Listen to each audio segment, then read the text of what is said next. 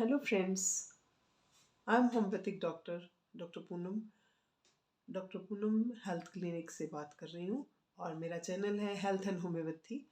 उसमें आपका स्वागत है। आज हमारा जो टॉपिक डिस्कस करने वाले हैं हम वो है कि ठंड से कैसे बचे, सर्दी से कैसे बचे। विंटर्स आ जाते हैं तो बहुत सारे हमें कपड़े निकालने पड़ते हैं। कैसे हमने उनको वियर करना है और कब वियर करना है, ये बहुत से लोग इस चीज़ में गलती कर देते हैं। तो इसीलिए मुझे लगा कि हमें ये सारी चीज़ें डिस्कस करनी चाहिए। तो सबसे पहले सिर को यूजुअली लोग कवर नहीं करते, तो हेड कवर करना बहुत ज़्यादा ज़रूरी है। अगर आप अंदर घर के अंदर हैं तो वहाँ तो चलो वार्मथ होता है, कोजी होता है, तो इसलिए आप बचाव कर सकते हैं। लेकिन घर के बाहर अगर हम निकलते हैं तो कैप्स का डालना बहुत ज़्यादा ज़रूरी है। नहीं तो रिकरेंट हेडेक्स आना, डैंड्रफ होना, इस तरह की, इवन कि हमारा फेस भी साथ में ही इन्वॉल्व होता है। अगर हम कैप डालते हैं तो सिर तो अकेला कवर होता नहीं है, बाकी चीज़ें भी हमें कवर करनी पड़ती हैं। जैसे कि आँखों को कवर करना भी बहुत ज़रूरी है। आँखों पे डायरेक्ट एयर लगती है, ठंडी हवा, स्नोई एयर, तो उससे भी हमें चश्मा वगैरह ये यूज़ करना चाहिए। इवन कि कानों को कवर करना चाहिए। कानों में हवा लगने से कानों में दर्द या कानों का इन्फेक्शन होने के चांसेस हो जाते हैं। इसी तरह से नाक को कवर करना और माउथ को, मफलर यूज़ कीजिए।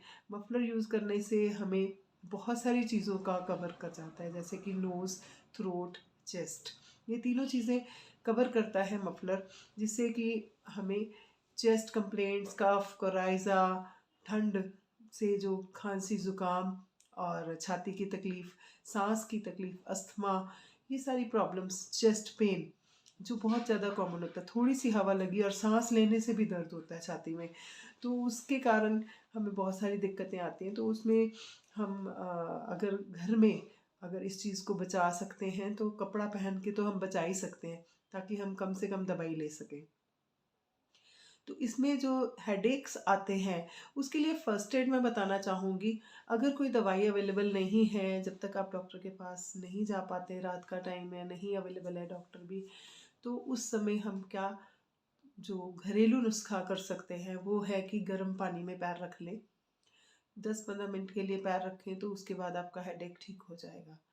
उसका लॉजिक यही है कि हमारे सिर का जो सर्कुलेशन है वो बढ़ जाता है जब हमारे हेडेक होता है। तो जब हम पैरों को गर्म करेंगे तो सारा सर्कुलेशन पैरों की तरफ चला जाएगा और सिर का दर्द कम हो जाएगा। ये मैं अपनी क्लिनिक में अपने पेशेंट्स को, कई बार जो लोग बाहर होते हैं और दवाइयाँ अवेलेबल नहीं होती, तो उनको मैं ये चीज़ यूजुअली बताती हूँ और ये मैं रूटीन में भी बताती हूँ, ताकि हमें कम से कम एक्यूट मेडिसिन का सहारा लेना कम पड़े, ताकि जो क्रॉनिक मेडिसिन हैं जिससे रिकरेंस बंद करनी है वो हम होम्योपैथिक मेडिसिन से ही कर सकते हैं। तो वो पेशेंट लेते रहते हैं और एक्यूट जो दवाइयाँ हैं वो कम लेनी पड़ती हैं। तो इसलिए हेडेक के लिए ये बहुत ही बेस्ट तरीका है और उसमें कोई नुकसान भी नहीं है किसी तरह का। इसके अलावा मफलर्स वगैरह अगर हम यूज़ करते हैं, कई लोगों को सफोकेशन होती है, तो सफोकेशन को अवॉइड करने के लिए हम लोग यूजुअली क्या है कि नोज़ को कवर करना पड़ता है, लेकिन कई लोग सफोकेशन को नहीं बर्दाश्त कर सकते, तो उसके लिए होम्योपैथी में दवाई है कि लोग जो कवर नहीं कर पाते नोज़ को, और वो बाद में कवर करना कर सकेंगे और अपने आप को बचा सकते हैं। तो अदरवाइज़ जो किसी को चेस्ट कंप्लेंट, खांसी, ज़ुकाम, ये इवन कि जैसे फेस को ठंड लगती है तो साइनोसाइटिस के बड़े ही ज़्यादा केसेस हमारे पास आते हैं रूटीन में, क्योंकि साइनसिस का क्या है कि पूरा जो रेशा है वो फेस के एरिया में जम जाता है, तो उसके जमने के कारण पेशेंट को पेन होता है फेस के अंदर। तो उसके लिए हम होम्योपैथिक में बहुत अच्छी मेडिसिन हैं वो हम दे सकते हैं और उससे पेशेंट ठीक भी हो जाते हैं। देन कम्स दी कि जो विंड चीटर्स का डालना बहुत ज़्यादा ज़रूरी है, क्योंकि जो सिंपल जितने भी हम कोट्स मर्जी पहन लें, एक तो स्किन टाइट इनर्स पहनना ज़रूरी है, ताकि ठंड तभी बच सकते हैं, ठंड से हम बच सकते हैं। उसके बाद ऊपर से जो विंड चीटर्स वाले कोट्स होते हैं उनको यूज़ करें तो हम ठंड से बच सकते हैं, खासकर जो बाइसिकल्स और बाइक्स पे जाते हैं उन लोगों के लिए। उन लोगों के लिए भी मैं एक और टिप देना चाहूँगी कि जो लोग बाइक्स के ऊपर जाते हैं और बाई चांस आपको लग रहा है कि जितने कपड़े आपने डाले हुए हैं वो सफिशेंट नहीं है, तो आप न्यूज़पेपर का यूज़ कर सकते हैं। न्यूज़पेपर को इनर साइड पे आप अगर रखते हैं नियर टू दी चेस्ट, और चेस्ट जिस एरिया पे आपको ठंड लग रही है वहाँ पे न्यूज़पेपर रख लें तो वो एयर को क्रॉस नहीं होने देगा, तो आपकी चेस्ट जो है वो ठंड से बच सकती है। दूसरी चीज़ जो चेस्ट को बचाने के लिए, मैं छोटे बच्चों के लिए भी ये बात बहुत ज़्यादा ज़रूरी है। क्या पेरेंट्स हमेशा यही चाहते हैं कि बच्चों को कम से कम मेडिकेशन दी जाए। तो छोटे बच्चों को अगर हमने ठंड से बचाना है तो पहले तो जितनी ठंड हमें लगती है उससे एक लेयर ज़्यादा आप बच्चों को पहनाएं। बच्चों को इनर के साथ अंदर एक हाफ स्लीव्स का स्वेटर ज़रूर डालें। और अगर किसी बच्चे को छाती की तकलीफ़ आ भी गई है और आप दवाई नहीं देना चाहते, तो एक और टिप है कि अगर जो अल्कोहल होती है, जो रम होती है, ब्रांडी होती है, यूजुअली लोग पीने के लिए दे देते हैं, लेकिन इसको पीने की बजाय अगर चेस्ट के ऊपर अप्लाई कर दिया जाए तो उसको बच्चे को वार्मथ मिलेगा और उससे उसकी जो रेशा वगैरह है वो अपने आप ही बाहर निकल जाएगा, जिससे उसको सांस लेने में अगर दिक्कत आ रही है। तो ये चीज़ें हम ट्रैवलिंग के टाइम पे भी यूज़ कर सकते हैं, जहाँ हमें रास्ते में कोई दिक्कत आ गई है और वहाँ पे डॉक्टर अवेलेबल भी नहीं है, तो उस समय हम इसको फ़र्स्ट एड की तरह दिया जा सकता है। ये सारी चीज़ें जो मैं बता रही हूँ ये फ़र्स्ट एड की तरह हम इनको यूज़ कर सकते हैं। देन सॉक्स का डालना बहुत ज़्यादा ज़रूरी है कि सॉक्स डालनी है, क्योंकि हैंड में ग्लव्स और पाँव में सॉक्स ये इसलिए ज़रूरी है कि जब हम ठंड से एक्सपोज होते हैं तो हमारी जो फिंगर्स और पैर की उंगलियां हैं, ये पैर के टोज़ और फिंगर्स हैं वो सूज जाती हैं। ये इसके लिए इनको हम चिलब्लेन्स कहते हैं। तो उस चिलब्लेन्स का रीज़न क्या होता है कि जो हमारी छोटी छोटी ब्लड वेसल्स होती हैं, कैपिलरीज होती हैं, बस सबसे छोटी नाड़ियाँ जो ब्लड की होती हैं उनमें सूजन आ जाती है। तो उसको बचाने के लिए आप ग्लव्स का और सॉक्स का यूज़ करें।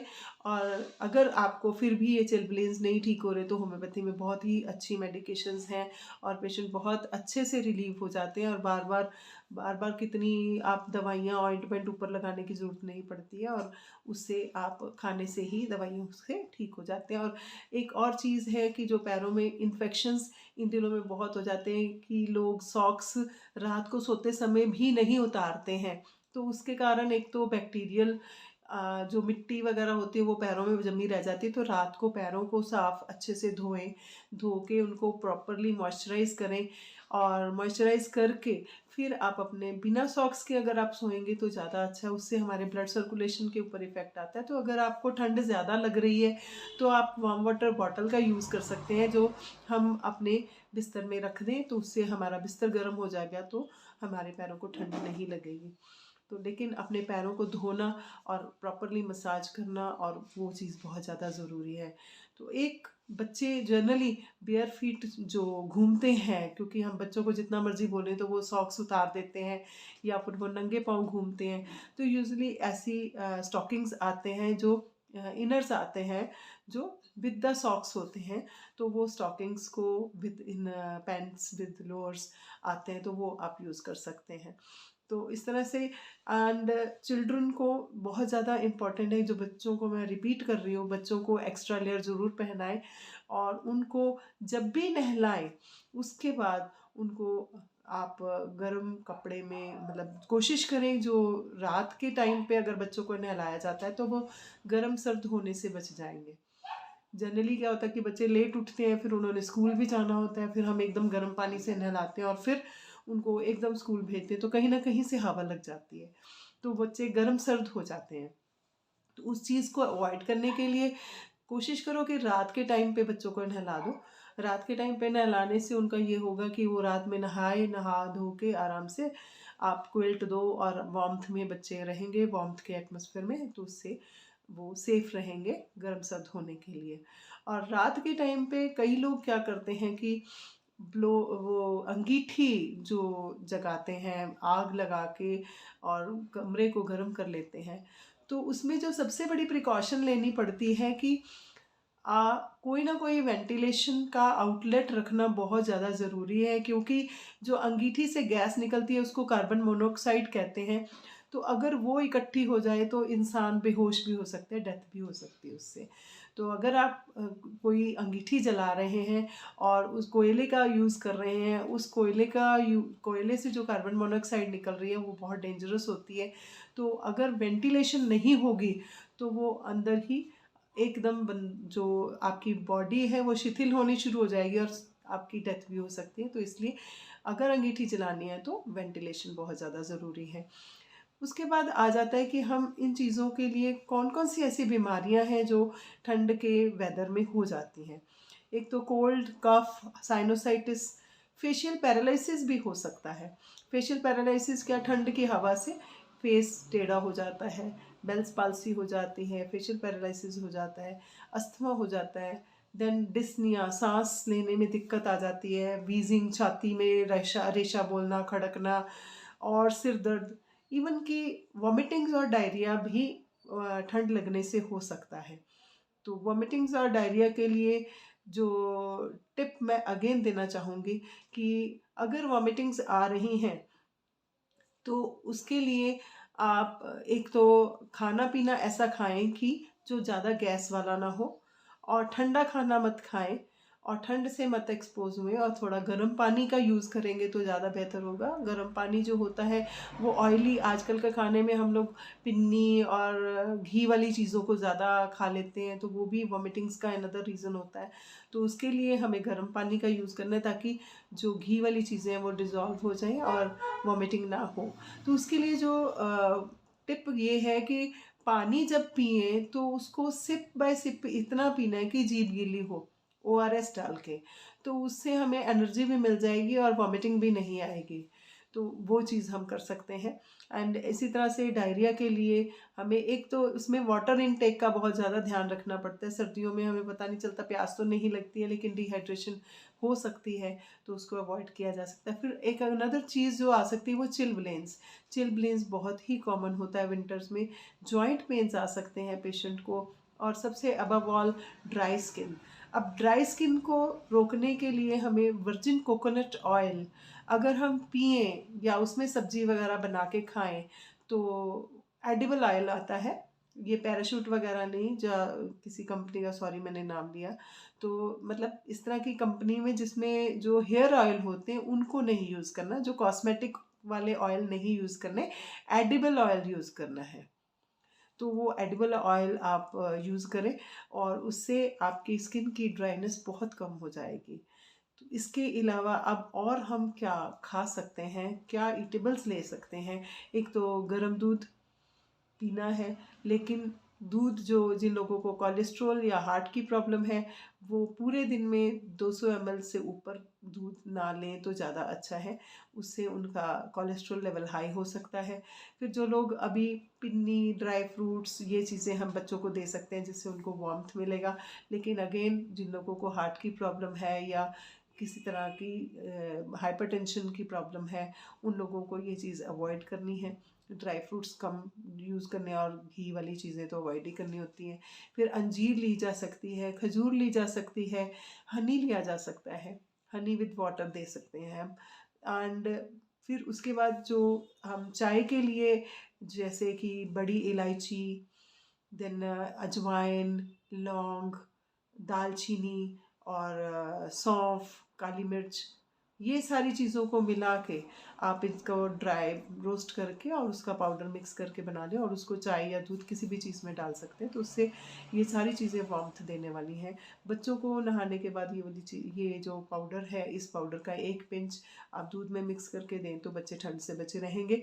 फिर एक और जैगरी, जो गुड़ कहते हैं जिसको, गुड़ को अजवाइन के साथ देसी घी में तड़का लगा के और उसको उसमें आप गुड़ डाल के रात को दूध के साथ अगर देते हैं तो उससे भी बहुत ज़्यादा वार्मथ बच्चों को मिलता है।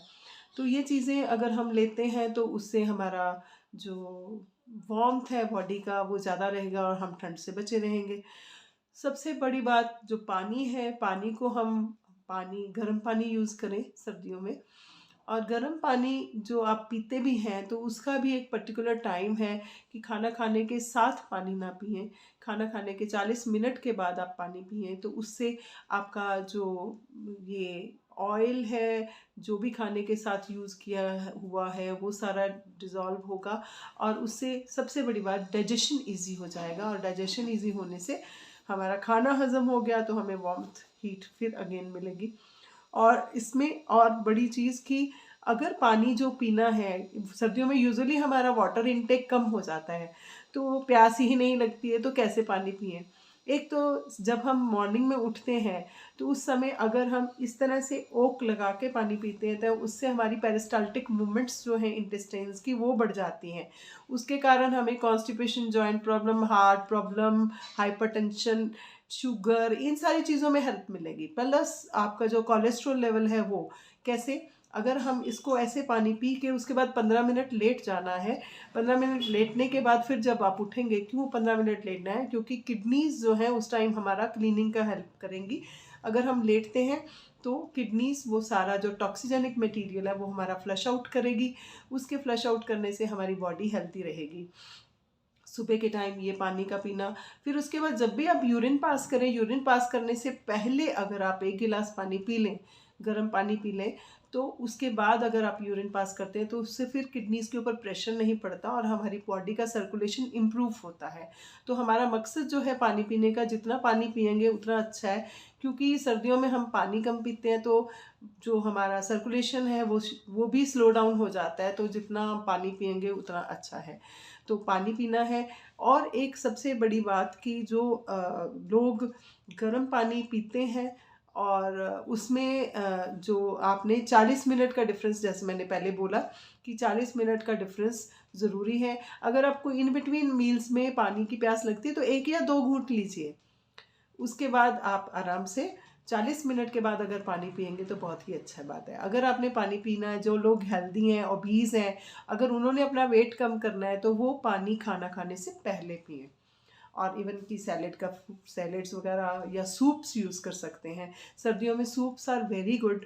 तो इसमें मैं अपने अगले एपिसोड्स में आपको बताऊंगी कि हम लोग ग्रीन सूप बनाते हैं, वेजिटेबल सूप्स बनाते हैं, कौन से सूप्स कैसे किस चीज़ के लिए हेल्पफुल हैं, वो मैं आगे आपको नेक्स्ट में बताऊंगी अगले एपिसोड में। और नेक्स्ट और जो चीज़ सबसे इम्पॉर्टेंट है, अब सर्दी से बचने के लिए हमें वॉक करनी भी बहुत ज़्यादा ज़रूरी है। लेकिन इसमें सबसे बड़ा जो रेड अलर्ट है कि हमें अर्ली मॉर्निंग वॉक दिसंबर जनवरी के महीने में जब बहुत ज़्यादा ठंड होती है तो उस समय अवॉइड करनी चाहिए। आपने न्यूज़पेपर्स में भी सुना होगा, बहुत से यंग बच्चों को, यंग लोगों को इन दिनों में हार्ट अटैक्स के साथ डेथ्स हो जाती हैं। उसका कारण ही यही होता है कि जब वो ठंड के साथ हम लोग एक्सपोज होते हैं तो हमारी जो ब्लड वेसल्स हैं वो श्रिंक कर जाती हैं, कॉन्स्ट्रिक्ट कर जाती हैं। उसके कॉन्स्ट्रिक्शन से ब्लड फ्लो पूरा अच्छे तरीके से नहीं हो पाता और हार्ट फेलियर होने के चांसेस हो जाते हैं, तो कार्डियक अरेस्ट होता है। तो ऐसे लोगों को हम लोगों को सभी एज ग्रुप के लोगों को इस टाइम पे अवॉइड करनी चाहिए अर्ली मॉर्निंग वॉक। उसकी बजाय जब आप थोड़ा सा सनराइज हो जाए उस समय, या बेस्ट टाइम इज़ शाम का टाइम, शाम को 4-5 बजे आप सैर करें, वो सबसे ही अच्छा है। अगर मॉर्निंग में करनी है तो आप घर के अंदर भी कर सकते हैं, जहाँ थोड़ी बहुत ही वेंटिलेशन हो तो वहाँ पे भी कर सकते हैं। नहीं तो आप ब्रीदिंग एक्सरसाइजेस करें। डीप ब्रीदिंग एक्सरसाइजेस बहुत ज़्यादा ही हेल्पफुल होती हैं। लेकिन अगेन मैं डीप ब्रीदिंग एक्सरसाइजेस के लिए भी ये बात बोलना चाहूँगी कि कपालभाति, जिन लोगों को हाइपरटेंशन है, जिन लोगों को हार्ट डिजीज़ है, या जिन लोगों के स्टोन्स हैं, तो अगर आपको नहीं पता तो आप कपालभाति करने से पहले यू मस्ट कंफर्म कि आप लोगों को पेट में, किडनी में या गॉल ब्लैडर में स्टोन ना हो, क्योंकि कपालभाति अगर आप करते हैं तो वही स्टोन आपके पेट को इंजर कर सकता है और इंजरी के साथ बहुत ही ड्रास्टिक इमरजेंसी क्रिएट हो सकती है। तो इसलिए आप डीप ब्रीदिंग करें, आराम से करें, एग्रेसिवली ना करें। अगर एग्रेसिवली करेंगे तो आप लोगों को कंफर्म होना चाहिए कि आपको इस तरह की कोई डिजीज़ ना हो। अगर उस कंडीशन में अगर आपने डीप ब्रीदिंग जो करनी है, तो अगर आपको पता है कि है तो फिर आराम से करें, उसको एग्रेसिवली ना करें। उस करने से उसके ज़्यादा प्रॉब्लम्स आ जाएंगी। तो डीप ब्रीदिंग अवॉइड करनी है हाइपरटेंशन के, हार्ट डिजीज़ के, लंग्स प्रॉब्लम्स के और साथ में स्टोन्स के प्रॉब्लम्स वाले पेशेंट्स को। तो जो शुगर के पेशेंट्स हैं उन लोगों को, उनके लिए बहुत ज़्यादा ज़रूरी है कि सर्दियों में यूजुअली क्या होता है कि हाँ ठंड है, हमने बाहर नहीं जाना, तो उसके कारण उनकी शुगर और ज़्यादा रेज़ हो जाती है। तो खाना खाने के बाद अपने कमरे में चाहे 3-4 चक्कर ज़रूर लगाएं, ताकि खाना खाने के बाद आपको अगर वॉक करते हैं तो आपका खाना नीचे आना ज़रूरी है। अगर वो स्टमक में ही पड़ा रहेगा तो फिर वो शुगर के इंक्रीज़ होने के चांसेस हो जाएंगे, तो उस चीज़ को आप अवॉइड कर सकते हैं। तो आप सैर कीजिए, गर्म कपड़े पहनिए, अच्छा डाइट लीजिए और ठंड में मत घूमिए, जहाँ तक अवॉइड हो सकता है ठंड में अवॉइड कीजिए। और आई थिंक अगर हम ये सारी प्रिकॉशंस लें तो ठंड से बच सकते हैं। अबव ऑल, अगर कोई भी प्रॉब्लम, इन सारे कारणों की वजह से कोई भी प्रॉब्लम्स आती हैं, तो homeopathy can work fantastically for all these causes, जिसमें कि आपको इंस्टेंट रिलीफ मिलेगा, साथ के साथ रिलीफ मिलेगा। और होम्योपैथी ट्राई करेंगे तो आप, मेरा कॉन्टैक्ट नंबर साथ में दिया हुआ है, आप इस कॉन्टैक्ट नंबर पे मेरे से कांटेक्ट कर सकते हैं। अगर किसी भी तरह की इमरजेंसी होती है, मेरा क्लिनिक 24 आवर × 7 है, आप आराम से मेरे साथ कांटेक्ट कर सकते हैं और दवाई ले सकते हैं। और अगर आपको मेरा ये वीडियोस पसंद आ रहे हैं तो प्लीज़ इसको लाइक कीजिए, सब्सक्राइब कीजिए और शेयर कीजिए। अब सर्दी का मौसम है, जितना आप इसको शेयर करेंगे उतना ही अच्छा है, ताकि आप और लोग भी आपके साथ, उन लोगों को भी मैं मदद कर सकूं through my videos. So have a nice day and thank you very much for watching my video.